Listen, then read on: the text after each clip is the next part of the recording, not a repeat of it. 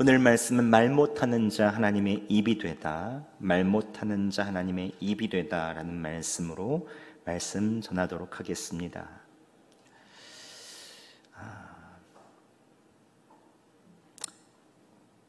하나님께서는 40년 동안 광야에서 양을 치던 모세에게 나타나셨습니다. 그리고 모세야, 모세야, 나는 내 조상의 하나님이다. 너를 통해서 저렇게 고통받고 있는 애굽의 종된 그 이스라엘 백성을 너를 통해서 구원하려고 한다. 이제 가라. 내가 너를 사용하겠다 말씀해 주시죠. 그런데 모세는 하나님의 명령을 듣고는 계속 못 간다고 말합니다. 3장과 4장에 보면 하나님께서 말씀하실 때마다 5번이나 거절합니다. 내가 누구이기에 바로에게 가며 이스라엘 백성을 인도하여 냅니까? 그들이 나를 믿지 않으면 어떻게 합니까? 하나님이 안 보냈다면 어떻게 합니까? 나는 입이 뻣뻣하고 혀가 둔합니다. 보낼 만한 사람을 보내주셔 나 못 갑니다. 못 갑니다. 못 갑니다. 하나님께서 직접 불타는 떨기나무에서 나타나셔 만나주시고 또 그에게 지팡이의 기적, 나병의 치유 기적을 보여주셨음에도 불구하고 계속 못 간다, 못 간다, 못합니다, 못합니다 이야기합니다. 왜 그럴까요? 모세는 광야에서 40년을 사는 동안 지칠 대로 지쳤습니다. 같은 동족에게 거절당하고 이집트 왕 바로에게 쫓겨나온 이후 40년을 사는 동안 삶의 목적도 사라져버렸고 방향도 잃어버렸습니다. 매일 쳇바퀴 도는 듯이 양을 치고 양을 들여오는 그 일들이 매일 반복됐죠. 이제 그는 중년의 나이를 지나 노년의 나이가 되었습니다. 이제 무엇인가 하고 싶은 욕구도 삶의 의미도 잘 모르는 시간이 되었습니다. 이제 하나님의 말씀을 듣고 순종할 만한 힘이 없는 것입니다. 우리도 살다 보면 모세처럼 오랫동안 광야에 놓일 때가 있죠. 심각한 질병이 와서 놀라기도 합니다. 어릴 때 부모님이 돌아가셔서 가정을 맡아야 될 어려움도 가지고 있는 분들도 있습니다. 가정의 문제, 사업의 문제, 직장의 문제, 자녀들의 문제로 계속해서 광야에 나가 있는 것처럼 힘이 소진될 때가 있죠. 똑같은 생존을 위해서 사는 삶이 계속될 때가 있습니다. 40년 동안 혼자 광야에 있는 것처럼 힘을 다 쓰고 나면 삶의 목적도 욕구도 희미해지고 다 포기하고 피하고 싶을 때가 있죠. 다 귀찮은 것입니다. 그때 하나님께서 나에게 말씀하시면 그 말씀이 잘 안 들어옵니다. 그냥 그런가 보지. 내 문제가 너무 크게 보이니 하나님도 잘 안 보이고 집중해서 들을 수도 없는 것이죠. 하나님을 볼 수도 그 음성을 들을 수도 없으니 순종하기는 더욱더 어려운 것입니다. 그런데 생각해보면 하나님께서 지금까지 얼마나 많은 은혜를 베푸셨습니까? 지금까지 보호해 주시고 지켜주시고 건강하게 살게 해주셨는데 이제 그 은혜는 다 잊어버리고 내 앞에 있는 문제에 푹 빠져서 절망하고 좌절하고 있으니 하나님께서도 얼마나 답답하시겠습니까? 그런데 그때 하나님께서 어떻게 말씀하십니까? 우리에게 야단치시고 홍군형을 내실 만도 한데 하나님께서는 끝까지 설득하십니다. 오늘 본문에 계속해서 거절하고 못한다고 하는 모세에게 하나님께서는 끝까지 설득하십니다. 그가 마음을 다 잡고 다시 일어나서 기운을 차리고 하나님의 말씀에 순종할 수 있도록 설득하고 또 설득하시죠. 그럼 하나님께서는 오늘 모세를 어떻게 그리고 또 무엇을 설득하신 것입니까? 하나님께서 지금 이 자리에 찾아오신다면 지금 나를 어떻게 일으키시고 하나님의 말씀을 순종할 수 있게 해주실까요? 이 시간 모세를 설득하신 하나님께서 말씀을 통해 여러분을 만나주시기 바랍니다. 여러분의 삶에 새로운 생기를 주셔서 모세처럼 순종으로, 사명으로 새롭게 나아가는 은혜를 주시기를 예수 그리스도의 이름으로 축원합니다. 그러면 하나님께서는 어떻게 우리가 순종에 이르게 하십니까? 창조주 하나님께서는 함께 하시겠다고 설득하십니다. 함께 10절 말씀 저희가 봉독하겠습니다. 시작. 모세가 여호와께 아뢰되 오 주여 나는 본래 말을 잘하지 못하는 자니이다. 주께서 주의 종에게 명령하신 후에도 역시 그러하니 나는 입이 뻣뻣하고 혀가 둔한 자니이다. 아멘. 모세는 자신의 가장 부끄러운 부분, 자신의 핸디캡, 약점을 주님께 이야기 드립니다. 그것은 무엇입니까? 바로 그의 입이었습니다. 그의 말이었습니다. 모세는 하나님께 오 주여 나는 본래 말을 못합니다 라고 말합니다. 이것은 그냥 말재주가 없던 것이 아닙니다. 그가 말을 더듬거나 신경성 언어 장애를 가지고 있다는 뜻이죠. 뒤에 보면 나는 입이 뻣뻣하고 혀가 둔합니다 라고 말하죠. 히브리 언어로 이것은 나는 입이 무겁고 혀가 무겁습니다 라는 말인데, 당시 관용어로 말을 더듬는 사람을 가리킬 때 쓰는 단어입니다. 그래서 일부 학자들은 모세가 말을 더듬거나 언어 장애가 있었다고 이야기하죠. 모세는 왜 이렇게 언어 장애가 있었을까요? 생각해보면 그는 태어날 때부터 항상 스트레스와 긴장 속에 있을 수밖에 없었습니다. 남자아이면 나일강에 던져진다는 바로왕의 명령을 듣고 엄마 요게벳이 그 모세를 임신했으니 얼마나 불안합니까? 태어나도 내가 이 아이를 죽일 수밖에 없겠구나. 얼마나 불안한 상황에서 잉태를 한 것입니까? 태교를 하지를 못할 망정 너무 두렵죠. 게다가 모세가 태어나고 나서 남자아이니 발견될까 봐 매일마다 긴장 속에 살아야 했죠. 아이가 커자니 더 이상 참지 못하고 모세를 갈대 상자에 담겨 나일강에 버립니다. 물론 공주의 손에 건져지긴 했지만 모세의 삶은 그리 행복하지 않았을 것입니다.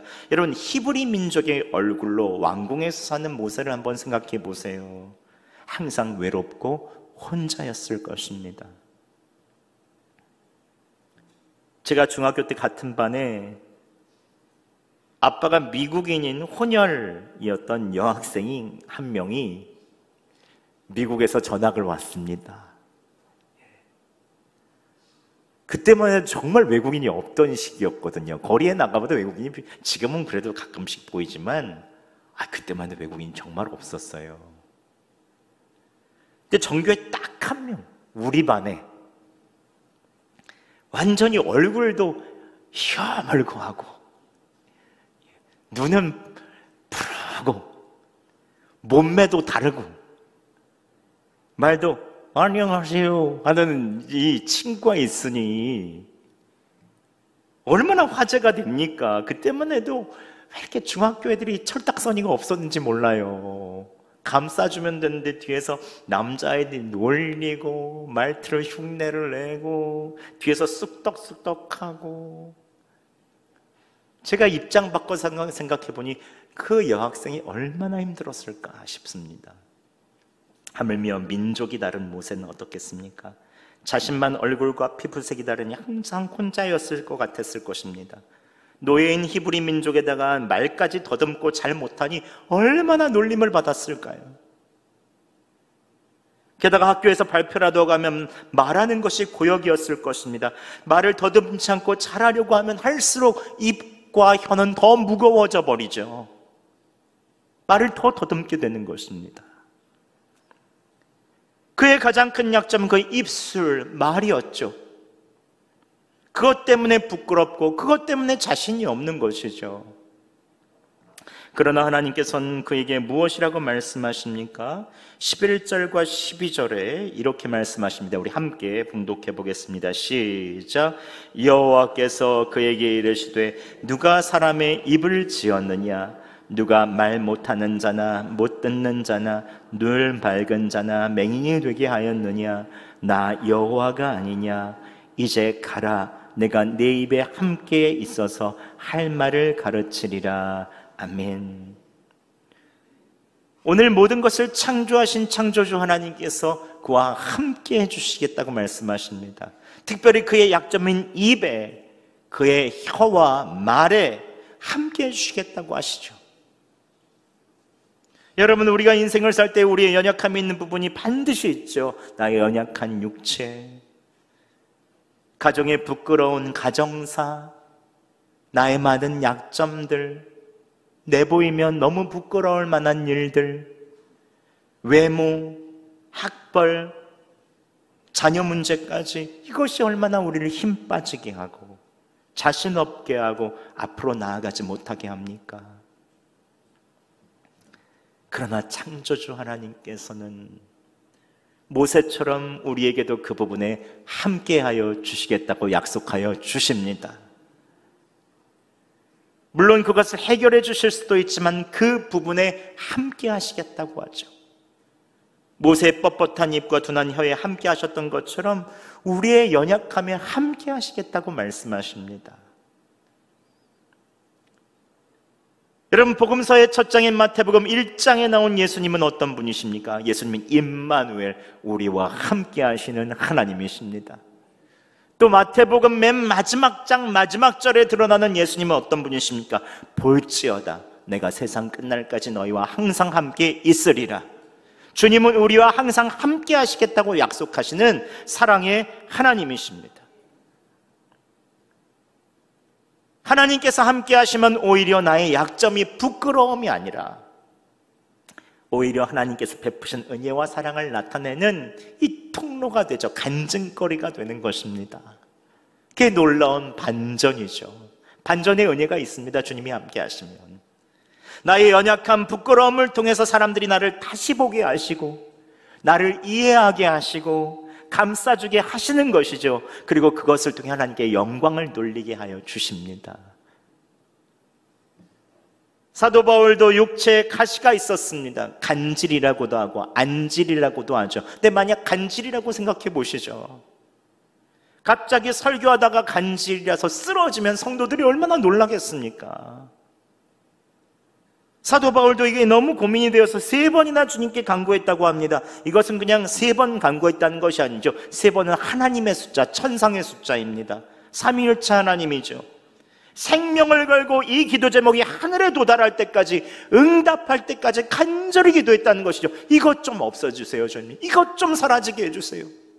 복음의 방해가 됩니다, 주님. 이거 제가 뭐 그냥 한 것이 아니지 않겠습니까? 얼마나 간구했겠습니까? 그러나 주님께서는 그 고통을 없애주시거나 낫게 해주시지 않고 이렇게 말씀하십니다. 함께 고린도후서 12장 9절 상반절 말씀 봉독하겠습니다. 시작. 나에게 이르시기를 내 은혜가 내게 족하도다. 이는 내 능력이 약한 데서 온전하여 짐이라 하신지라. 아멘. 이 말은 무엇입니까? 예수님께서 바울의 약점을 통해서 하나님의 영광을 드러내게 한다는 것이죠.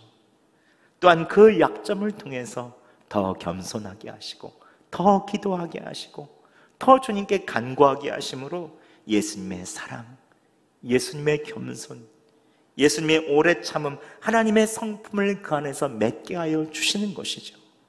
그러니까 그 약함은 하나님의 온전함을 나타내게 되는 것입니다.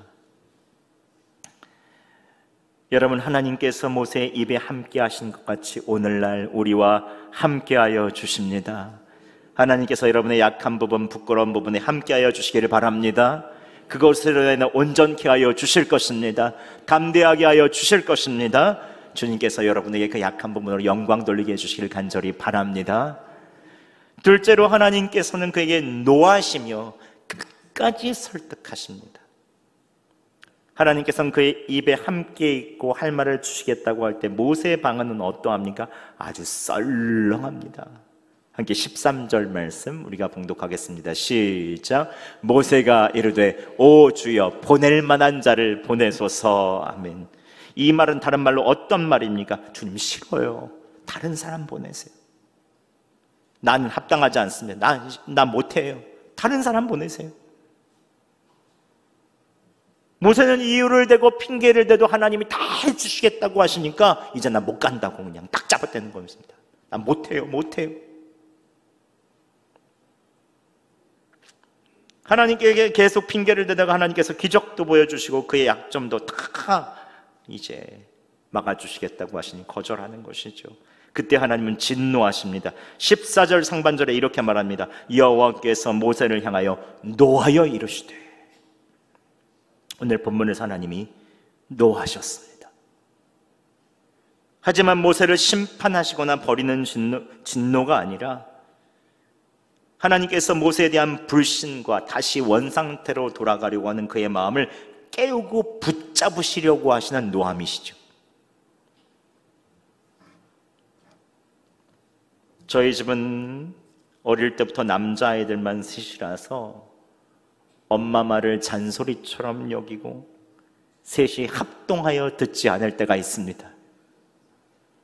그러면 제가 저녁에 갔을 때 제 아내가 쪼르르 저에게 달려와서 보고를 하죠. 여보, 오늘 제가 어떻게 했고 제가 어떻게 했고 제가 어떻게 했어. 그럼 제가 이제 분이 만큼 오릅니다. 그래서 사자가 엉 하듯이 이 사자우를 바라도 노를 바라죠. 이놈들! 저희 집은 남자만 있는 집이라 군대처럼 겁만 주면 된다는 것을 제가 알거든요. 그런데 제 아내는 제가 진짜 화가 났는지 여보 그러면 안 돼 또 말립니다. 제 아내는 또 이게 부드러운 딸만 있는 집이었잖아요. 제가 소리를 지르기 시작하고 노를 바라면 저희 집이 심상치 않다는 것을 알고 아이들이 번쩍 깨어서 얼마나 일사불란하게 움직이는지 모릅니다. 말을 얼마나 잘 듣는지 몰라요. 이게 3일 갑니다. 특별히 막내는 얼마나 눈치가 빠른지 형들 밑에서 눈치만 컸어요. 방에 빨리 들어가서 책 보는 척 공부하는 척합니다. 형들은 엄청 혼나고 있어서 가서 이제 공부하는 척하는 거예요. 뭔가 분위기가 심상치 않구나. 근데 이러한 노함은 매일 하면 안 되지요. 정말 최후의 수단으로 1년에 한 번씩 정도 사용합니다. 이제 아이들이 다 크니까 그럴 일도 없죠. 오늘 하나님께서는 모세에게 노하셨습니다. 근데 이 진노는 모세의 영혼을 깨우기 위한 진노죠. 부모가 자녀를 진심으로 사랑하기 때문에 정신 바짝 차리라고 참다가 강하게 훈계하는 것처럼 오늘 노하신 거죠. 이런 노하심을 경험한 모세는 정신을 바짝 차리고 그 다음에 그 말씀 가운데 순종하여 나아갑니다. 성경에서 이런 하나님의 노하심을 경험한 예언자가 있죠. 그 사람은 바로 요나입니다. 요나. 이름도 참 좋죠. 요나는 하나님께서 아수르의 수도인 니느웨에 가서 회개의 말씀을 전하라고 하니 원수인 아수르가 행여라도 회개할까 봐 완전히 반대끼는 스페인 다시스로 배 타고 떠나버립니다. 이제 난 못 잡는다. 이제. 그때 하나님께서 요나를 깨우시기 위하여 폭풍으를 주셔서 배를 흔드시기 시작하시죠. 폭풍과 집채만한 파도, 모든 사람들을 삼킬 것만 같은 큰 폭풍과 해일을 계속해서 주시면서 그 배를 흔드시죠. 요나야 하듯이 계속해서 흔드십니다. 정신 차려라. 방향이 거기가 아니다. 그때 요나는 정신을 차리고 제비 뽑혀서 바다로 뛰어듭니다. 근데 하나님께서 그냥 그를 죽게 놔두시나요? 그렇지 않습니다. 초대형 물고기를 준비하셔서 꿀꺽 삼키게 하시고 아수르의 수도인 니느웨로 초고속으로 도착하게 하십니다. 여러분, 우리가 두려워하거나 도망치려 할 때조차 하나님께서는 우리를 끝까지 붙들고 설득하며 우리를 목적대로 부르시죠. 우리 하나님은 끝까지 우리를 붙드시고 우리를 사용하시는 목적대로 인도하시는 사랑의 하나님이십니다. 여러분, 하나님의 자비하심과 오래 참으심과 사랑하심을 오래 거절하며 계속 경계선에 계신 분이 계십니까? 계속 부르는 소리를 거절하며 계속 그 자리에 있는 사람이 있습니까? 여러분, 하나님의 노하심 전에 빨리 회개하고 주님이 원하시는 것에 순종하시기 바랍니다. 주님께서 여러분을 세우시고 기쁘게 사용하여 주실 것입니다. 마지막으로 하나님께서는 돕는 사람을 보내시며 모세를 설득하시죠. 함께 다시 한번 14절 말씀 봉독하겠습니다. 시작. 여호와께서 모세를 향하여 노하여 이르시되 레위 사람 내 형 아론이 있지 아니하냐. 그가 말 잘하는 것을 내가 아노라. 그가 너를 만나러 나오나니 그가 너를 볼 때 그의 마음에 기쁨이 있을 것이라. 아멘. 당시 왕들은 말하지 아니하고 왕이 그 뜻을 대언자에게 전하면 대언자가 전달했습니다. 이처럼 하나님께서는 모세가 하나님의 뜻을 받아 아론에게 전하기만 되게 하시고 모세가 왕 앞에 서긴 서지만 말은 아론이 하게 하시고 백성 앞에 모세가 서긴 서지만 말은 아론이 하게 하십니다. 그래서 모세를 최대한 그의 약점을 보호하여 주시죠. 즉 하나님께서는 돕는 자를 붙여주셔서 모세의 두려움을 낮춰주시고 사라지게 하시는 것입니다.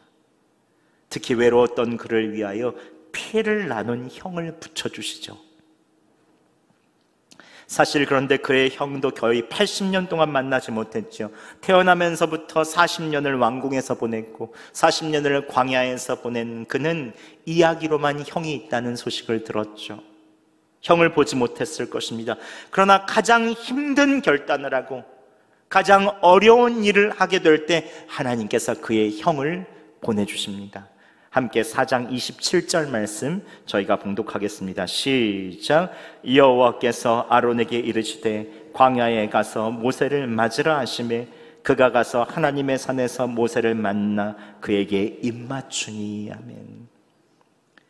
가장 필요할 때 그의 형을 부르시고 이 동생을 돕게 하시죠. 여러분, 우리도 신앙생활 하다 보면 고립감을 느끼고 혼자 힘들어하는 경우가 있습니다.